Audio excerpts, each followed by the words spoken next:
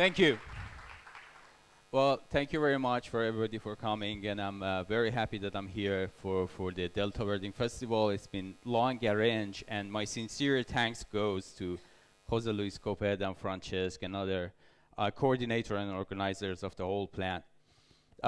In the meantime, as you may heard, there is a little bit of the problem in Iran due to some of the political things, and I'm very much sad about this.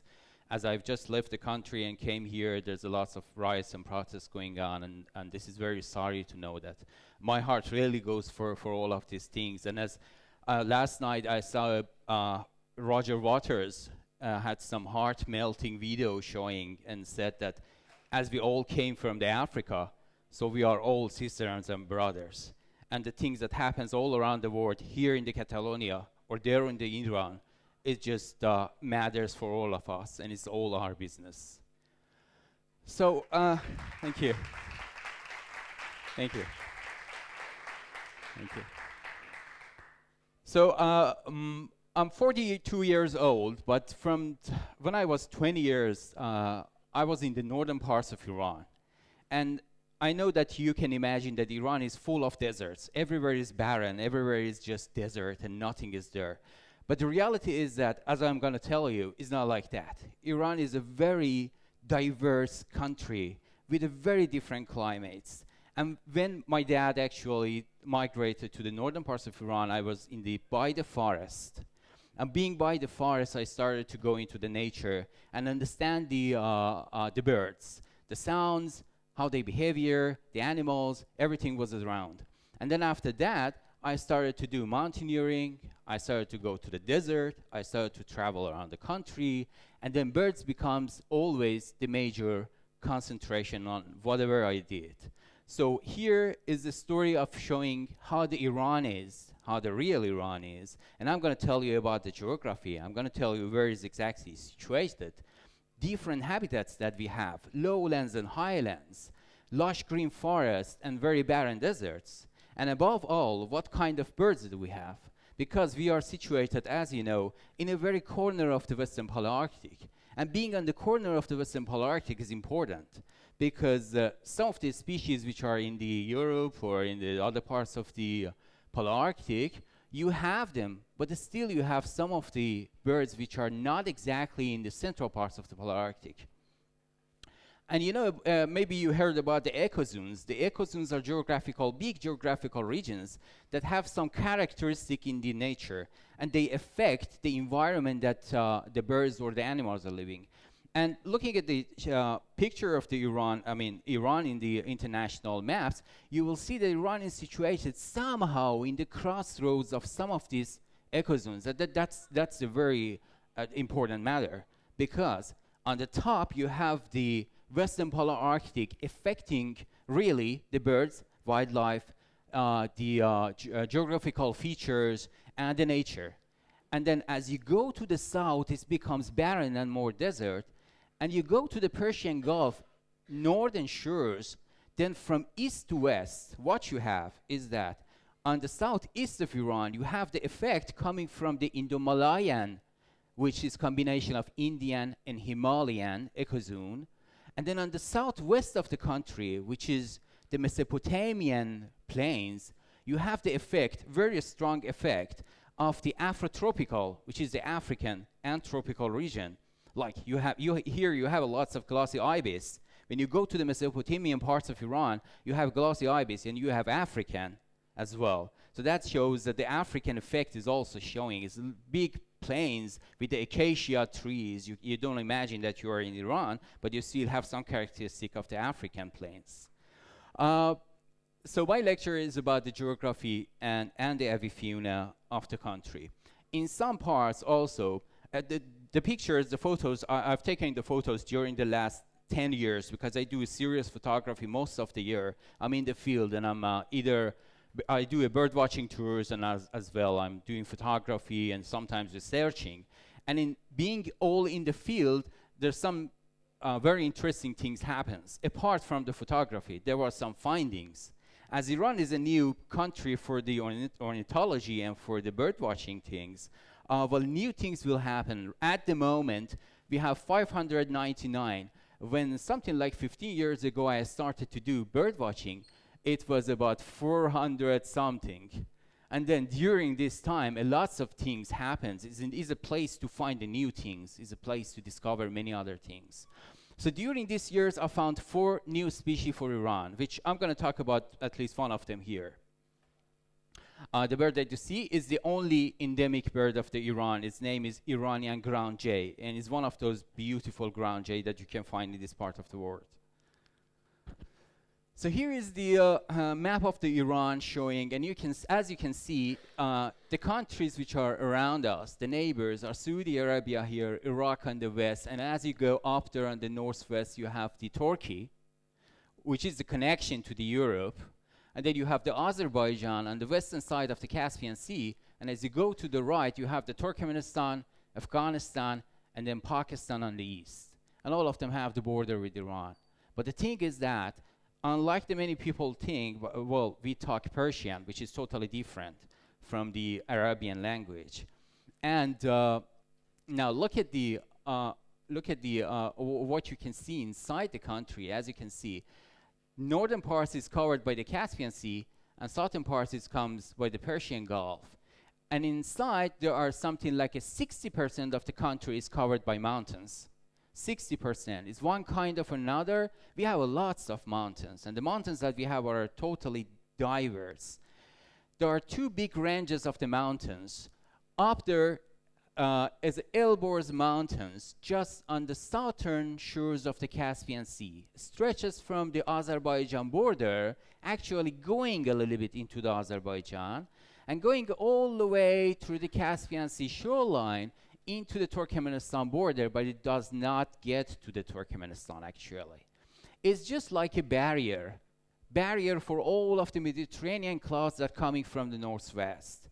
So northern parts of Iran, that something like 10% is a lush green broadleaf forest. Exactly like what you will see in the black forests of the Germany or in the Britain. It's always foggy, it's always raining, you have the oak trees, you have exactly the those kind of trees over there, those kind of environment. And then the mountains that you have more than 100 summits over 4,000 meters, easily over 4,000 meters. The Tehran is placed exactly where the Tehran is situated over there, and it's on the foothills of a 4,000 meters mount. Like when we are in the Tehran, you can see the 4,000 meter summit on top. There is a shelter. On a very good clear day, you can make out the shelter, which is in the 3,940 meters up there. And then snow lines is up there. So in the winter, you can go skiing, and in the spring and in the summer, you can really go hiking to 4,000 meters. So more than 100 summits over 4,000 meters, and even the highest is the Damavand Mount, which is a volcanic, dead volcanic, like Fujiyama, very iconic summit with 5,600 meters. So it's pretty high if you look at that. And then on the western parts, as you can see, starting from up there, Tabriz, there is a mountain chain that comes all the way down to near to the Persian Gulf Strait of Hormuz down there, which is called Zagros Mountains. It also have its own characteristics, so it's totally different from the Elborz Mountains. It's covered by the oak trees, but a different kind of oak trees, and it's scattered. And it's very young chain, so you have lots of jagged mountains and lots of big valleys. And later, I'm going to tell that how the brownfish owl has been widespread all the way through the Zagros Mountains and the southern parts of Iran. And then in the middle, here is not very much prominent, but in the middle there is a desert, central desert. And in the central desert of Iran, what you have is totally different. It's just like a very vast plains, completely brown, dry, and in the middle of all of them you see the mountains and mountains and mountains. And here is where the Asiatic cheetah lives, the last remains of the cheetah of the Asia, which estimated, unfortunately, less than 30 of them remains only in the 2 or 3 national parks of the Persia. situated exactly on the top. On the southern parts also, there are different sort of mountains. So as you see, the mountains are more than the deserts. But in the meantime, there are lots of deserts going on. What I'm going to do here is that I'm going to cover different important parts of the Persia. As I say Persia, this is the word of the name of the country that was before the Islamic Revolution of Iran, some 40 years ago. So we call them Persia, and Iran is relatively new term, new name. So as you can see, the number of the species at the moment that we have is 599. I hope I can find another one, make it 600. And then we only have one endemic species. But in the meantime, because of the special situation that we have 3 or 4 semi-endemic species. Like I will tell you to you, like Caspian teeth, which is in the Caspian region. And then Caspian teeth is all around the Caspian Elborz Mountains, and then a few kilometers into the Azerbaijan. So you cannot say that they are true endemic, but they are semi-endemic. The Hyrcanian forest is up there, just on the northern faces of Elborz Mountains. And then you have the Elborz mountain range, which I've told you, and the Zagros mountain range all the way crosses from the northwest to the southeast. And then you have the central plateau, which is in between them and is fully covered by the sand in some places, by the steppe areas and by the flatlands.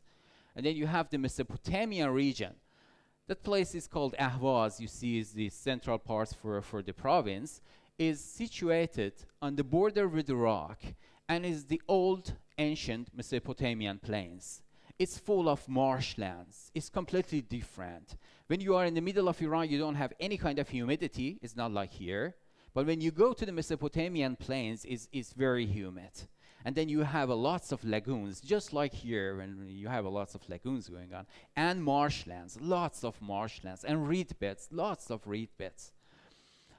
And then from the Mesopotamian regions, another part is this extreme southeastern parts of Iran, which I call it Baluchistan region. The Baluchistan actually is a name for the ethnic group of the Baluchi people, but the whole area is called Baluchistan region. And it goes all the way to the Pakistan border. That's the place that I've told you is getting the effect from the Indo-Malayan ecozone. So it's completely different. Now the Hyrcanian forest, which is showing much better around here. As you can see, Tehran is located someplace around here, this gray dot that you can see. And then you have the Elborz mountain stretching all the way from the border with Azerbaijan to goes to the northeast of Iran to the Turkmen plains. And then you have the lush green forest, and you have the high mountains. But the interesting is that the altitude that you have by the Caspian Sea is minus 25. Minus 20, minus 25, minus 10. The lowest part is minus 20. And as you're coming from the minus 25 all the way to 4,800 meters, you can imagine what kind of different habitats you are going to pass to reach up there. And that's creating a life, that's creating a diversity. The shoreline is full of reed beds. You can see the waders, all of them over there. And then as you go into the plain, you will have the different trees and different trees and different trees. And then, as Caspian Sea dates back to 25 to 15 million years ago, and the evolve of creation of all of these forests with the parts of Europe were at the same time. But what happens was that because of the ice ages, in many parts of the northern Europe, some of the species has been extinct.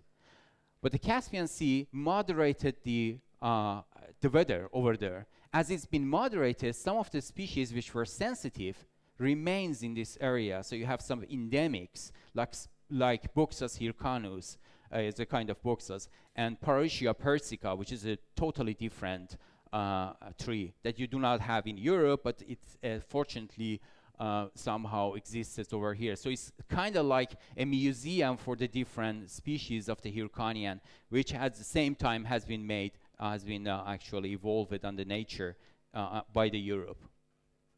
So as you come up all the way into the altitude, you have different habitats. And I will tell you later That's why we do have the Caspian teeth here. That's because of the effect of the habitat through the evolution. As you see, it's 850 kilometers going around the southern coast of the Caspian Sea here, and I'm gonna, for each part, I'm gonna give you some of the important specialties, some of the important birds of the area. Well, trying to cover most of the specialities, but it's impossible to tell all of them because there's lots of them. Showing a group of Finnish birders taking photos into the man-made lagoons inside the Caspian Sea shorelines, and it's where you can see the black-headed Pendulian teeth over there. I took the photos some 5 years ago. Well, as you go up in the mountains, you will get to the high altitude. This is 4,850 meters, the second highest mountain in the Alborz range, and does have a 600 meters sheer granite wall, which lots of climbers go there for climbing. And as you go up into the mountains, what you have is a Caspian snowcock. It's a beautiful snowcock that are in parts of the Turkey and in Iran, in Zagros mountains. And there are plenty of them, plenty of them. I've been sometimes in the fields in this region, especially in this region that I'm showing you. And during the evening, if you take a chair and sit down and hear about the Caspian snowcocks and have binoculars, you can easily see them on top of the stones on the ridge. They are there for lots of numbers. Well, the second important bird of my country, in my opinion, is the Caspian teeth. I loved it from when I found out that there is a different teeth has been identified. I think it was in 2008 that they have found out that this is a different teeth by their sound. And as you can see, they are only living in the Elborz Mountains, Hirkanian forest, and a little bit goes to the Azerbaijan. So it's somehow a semi-endemic bird. And where does it live? If you imagine that you're going to the forest, up into the mountains to the northern faces of Alborz, when you are going to end up with the line of the trees, tree line, and the starting of the bushes, is exactly a very narrow line that you can find in whole across the Alborz Mountains, starting from east to west. And in this very narrow line, which is full of very old oak trees, some hawthorn trees, which are scattered a little bit from each other, there's the place you can find definitely the Caspian teeth. You cannot find them during the breeding season, any down, any lower part or any upper part. Upper part, there is no tree, of course, they don't go. Or in the lower part, they don't go. During the winter, they migrate a little bit through the altitude and coming down a little bit down. There have been 2 or 3 observations of the Caspian teeth in the plains, like in the Caspian Sea shorelines, eating from the fruits, like the orange fruits, which remains on the ground, just like the thrushes, something like this, yeah. On the years which there's a very heavy snowfall, these things happen sometimes. Well, here you can see the photos I took from the Caspian teeth. This is showing the bird collecting nesting materials for the nest. And one interesting matter with them is that they nest inside the trees, like what the woodpeckers do. They start to excavate inside the trees, inside the very old barks, and then they make their own hole, or they use the other holes and make it polish, and then go inside them and cover them by the nesting materials. Over there was another nest site which the bird bring the food for the nestlings inside the nest. This is the sound of Caspian teeth. Yeah, it's not very familiar for the European ears, but this is the habitat that I've just told you for the Caspian teeth, and the bird watchers are looking at them. In one session, we can find 5 or 6 or maybe even to 10 of them. Because if you know exactly where they are, because they have a very specific niche of habitat. In these places where you have a scattered tree, once you have a little bit of flatlands, which the bird do not need to go up and down and can go around in the relatively flat land, you're definitely going to have the Caspian antid living there. Well, this is the photo I took from the white-winged grosbeak. White-winged grosbeak is in the Polarctic, Western Polarctic, an important bird, and it lives in the eastern parts of Iran, as you can see over there, and goes from the central part of the Caspian Sea region all the way through the border to Turkmenistan. And you can see them pretty close. You can see both of them in a very close, when I say both of them, Caspian antid and white-winged grosbeak, in a very close relationship together. And it's stunning because in some parts of the Caspian region, Elborz Mountains, we have the junipers. Once we have the junipers that these birds are very actually related to, and needs the junipers to be there so they can eat the juniper seeds. In some places you have the Caspian Sea very close to them, so you can see both of them in one area in one day. The junipers are up there in some valley, and then in other valleys you have the very old broadleaf forest. Later I will tell you about the finding of an owl exactly in the ecotone where these two different habitats merge together, and that's the place where we found one of the important owls for the Persia. Mountain chiefchaff, Philoscopus Cindianus, is one of the chiefchaffs which is interesting to see in the Hyrcanian forest. We believe that they breed in the along with the Mansberi is a different subspecies of the chiefchaffs.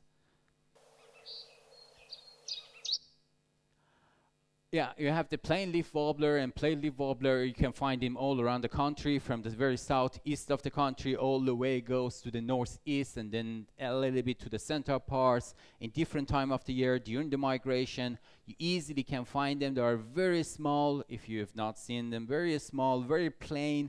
And if you see them from the far, you will say that maybe it's a mountain chiefchaff, but yet they actually like a different sort of habitat. And then in the different sort of habitat is not necessarily depends to the junipers, because some of the people think that they are very much dependent to the juniper. No, they like the altitude. If the altitude is right, above 2,000 meters to 2,700, and you also have the barberries, you have the junipers, whatever you have, you can have them.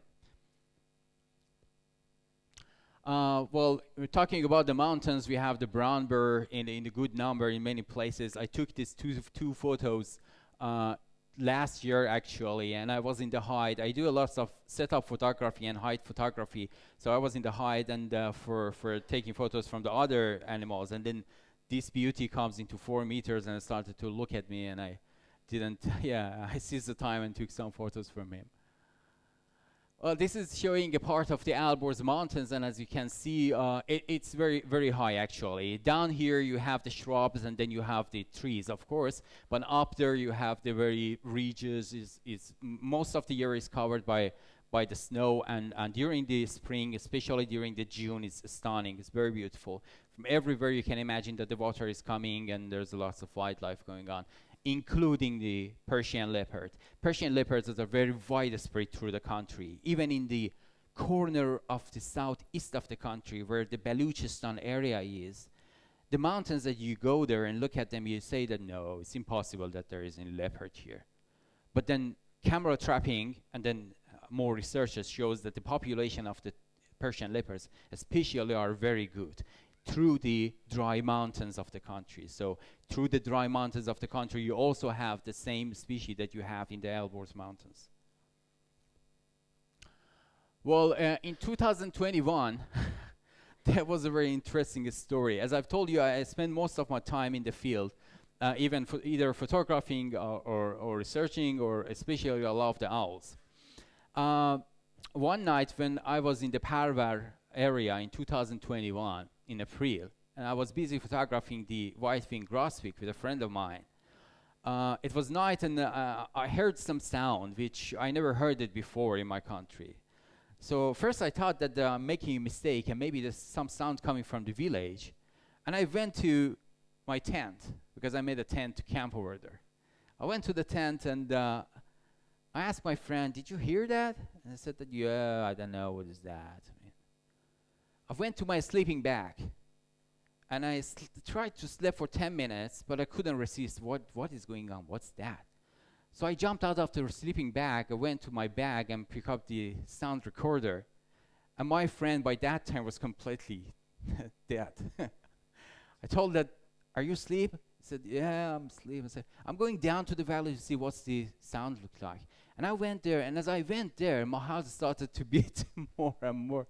And I thought, I don't know this sound, but this is like an owl like, because I never heard the Tengemann's owl over there.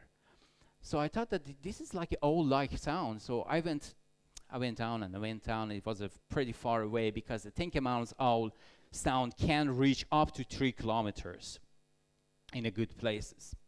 I started to record it from the first place as I could, and I recorded it, and I went even closer, and I recorded it again, went closer, and I checked it in my mind, and I said, "Oh, let's check it with the other sounds." And then after checking it, I found that this is the Tengemann's owl. And then, yeah, I went down, and there was a Tengemann's owl in the juniper forest on the place that we were photographing the white-winged grosbeak, and it was pretty close to the ecotone that I've told you, where you have the hawthorn trees and very old oak trees. They are actually merging together. I returned back, and I told my friend that, hey, he was asleep, and I told him I found a new species for the country. So it was pretty fun, and it was very good. The bird didn't show up. I could take a good sounds from it, but I couldn't find it and couldn't photograph it, because I could see that the bird is going and coming, but I didn't know that the Tengemann's owl is so tricky to photograph. After that, I found out that many of the photographers have some difficulty to find them and photograph them. I couldn't stay for more than 1 night over there because of some of the scheduled work that I had in Tehran, so I returned back. And then I just told Jose Luis and another guy from this sound approach, Magnus Raab, maybe you know him, because we were in talk about the Omani owls.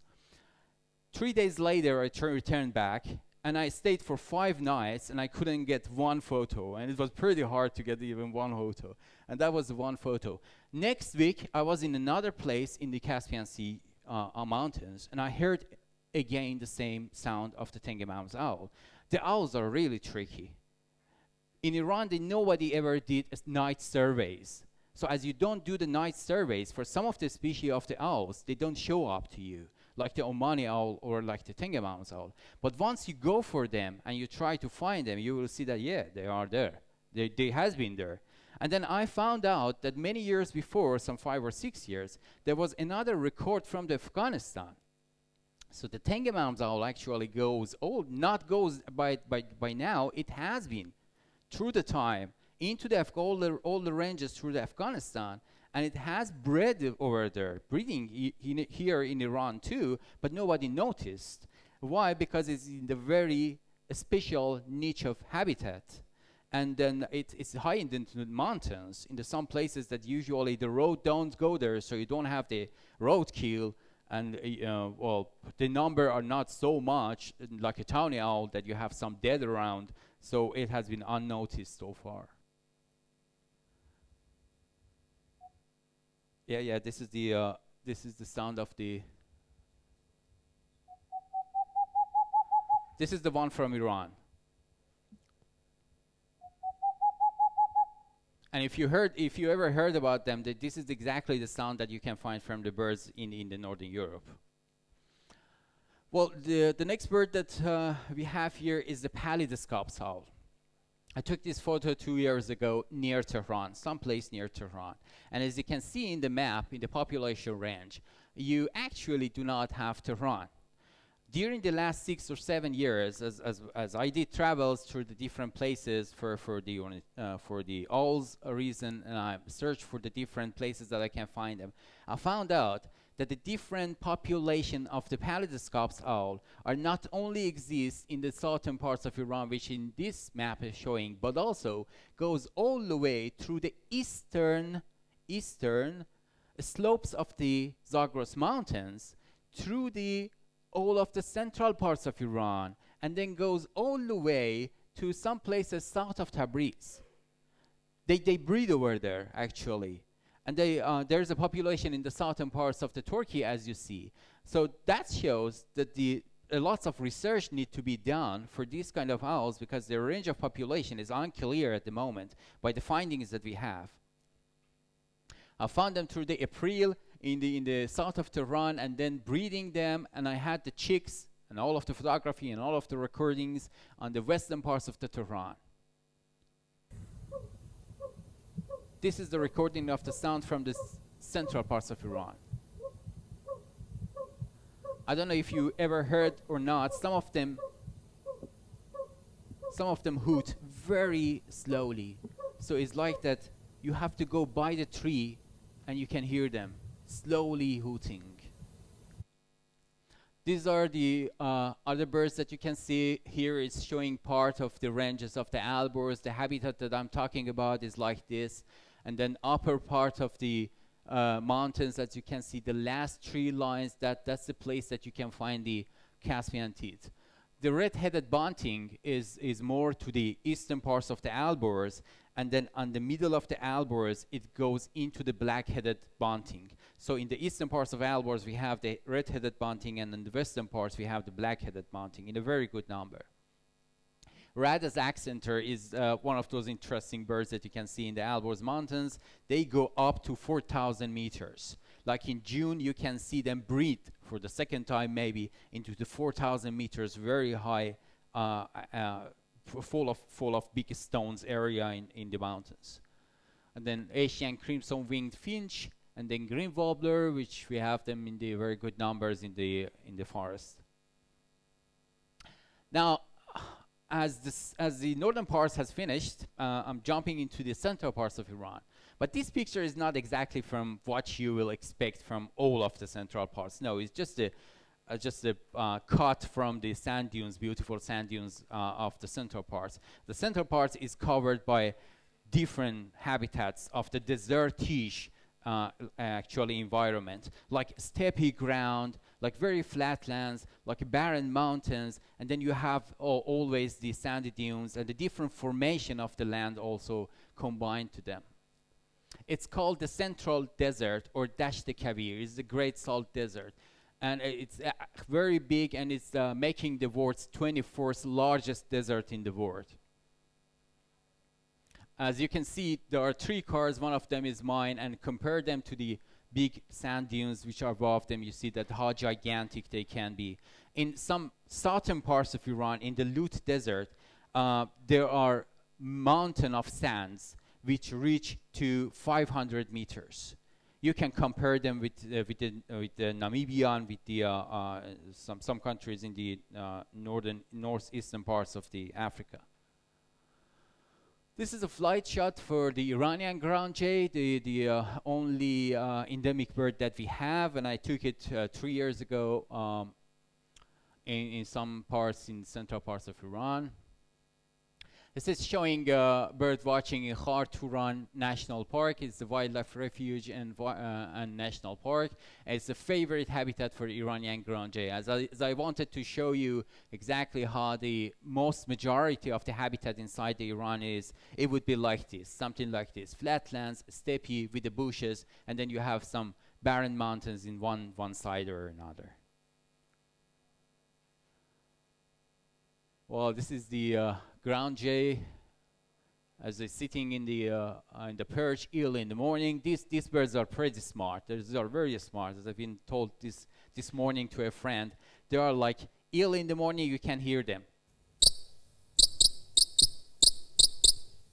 This is what you can hear early in the morning. And then early in the morning, you can hear them in the distance. You have to make them by scope. And once you make them, they're on top of one of these shrubs. But as you go toward them, they know that you are going toward them. They jump down, and they're a very good runner. They jump down, and they start to go like this all the way on beside and then back to you. And then once you reach to the perch, you will hear them from your back.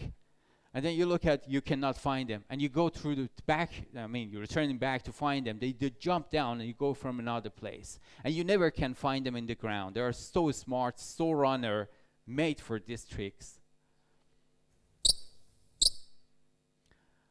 Well, this is McQueen's bustard. I took this photo some 5 years ago in the central parts of Iran. Well, the McQueen's bustard, we have a population which are resident in Iran. They are spread from the southern parts of the country all the way through the central parts of the country. And then there are migrants which are coming from Kazakhstan, going to Saudi Arabia on the different times of the year, and they will be added to the population in the central parts.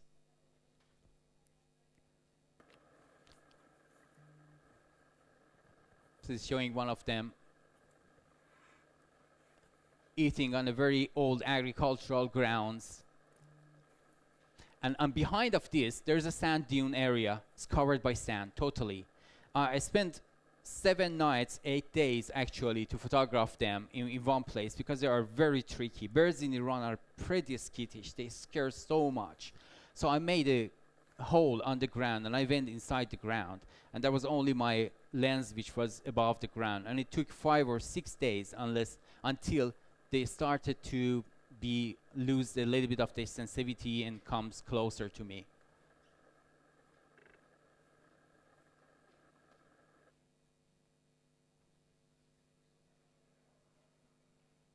Okay, this shows another population range of them.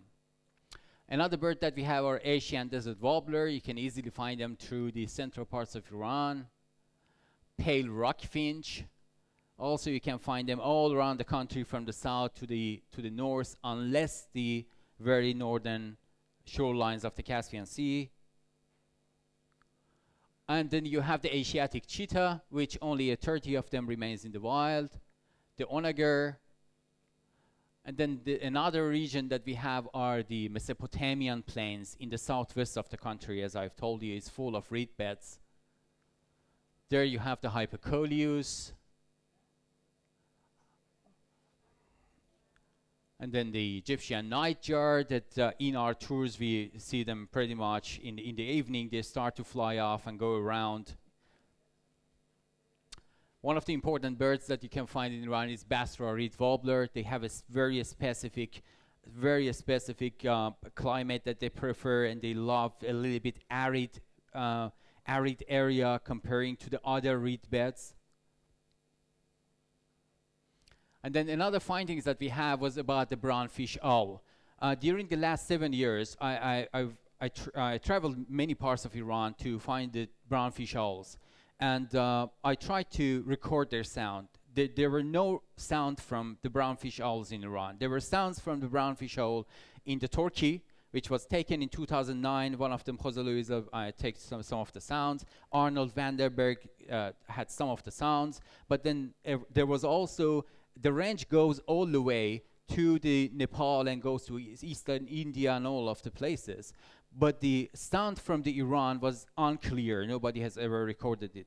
Last year, I managed to get their sounds from the fish owls, and as you can see from the plumage, and they are very much lighter from those subspecies that exist in the more eastern population. And by the sound, we found out that this is the actually Semenovi, the Turkish fish owl. What I call Turkish fish owl is a population which lives in the Turkey and in Iran. And then there is a gap between the eastern parts of Iran, probably some parts of the Pakistan, we don't know, it needs more research, and the start of the population of the eastern parts. So the sounds are totally different from those who are in the eastern parts. I recorded it and I'm gonna play it, and this is the first place that I'm actually playing the sound of the Turkish of Iran. It's beautiful sound. It's very amazing sound. It's like a very deep veil-like sound that echoes into the river, and the habitat that they choose are a very big rivers with a very, very low amount of the water, actually. Some frogs and crabs in them that they forage on.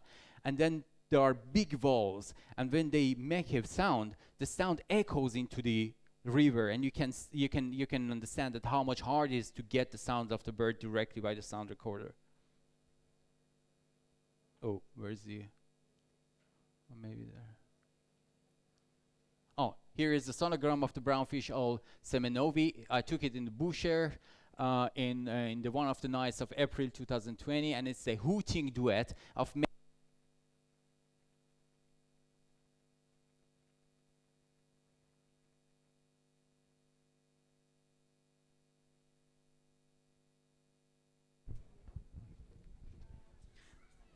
Oh yeah, it's a hooting duet of male and female, and it's the male starts first, it's a higher pitched, and then the female and the male again.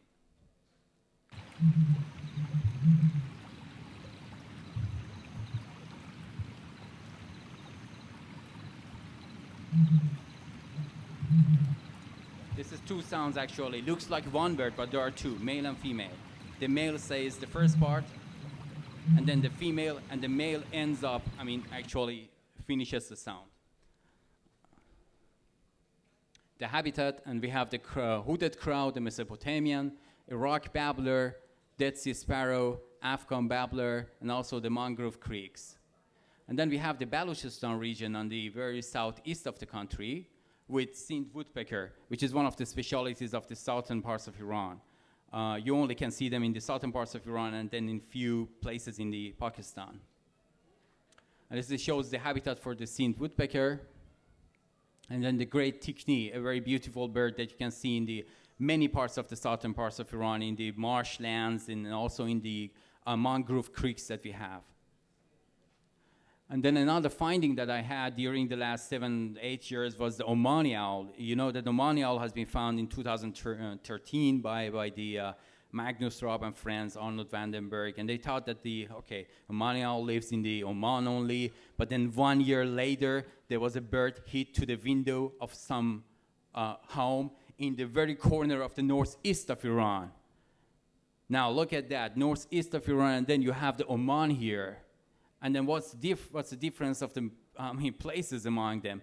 And then later and later, we found more and more in Iran. So by now, the findings is that there is a triangle that goes from the southeastern parts of Iran all the way to the center and Isfahan that you see, and then goes to the Mashhad on the northeast of Iran. And this triangle is full of the Omani owls. They are very secretive. They are only 1 month vocally active during the November, and on the other parts, other times of the year, there's nothing you can hear from them, and they prefer a very high rocky mountain, so it's very hard to find them.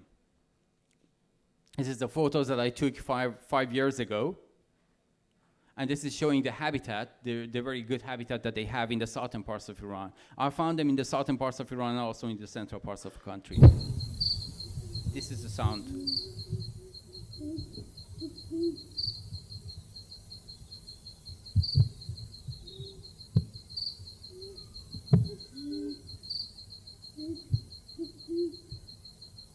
Except from this, you cannot hear anything from them. That's why they are so secretive, and that's why they couldn't find it so easily. Well, this is the last screen. It's showing the Asian green bee-eater, the Hume's wheatear, Afghan sparrow, which is a few hundreds of them, remains on the very corner of the eastern parts of Iran, adjacent to the border of Afghanistan. And that's it. Thank you very much.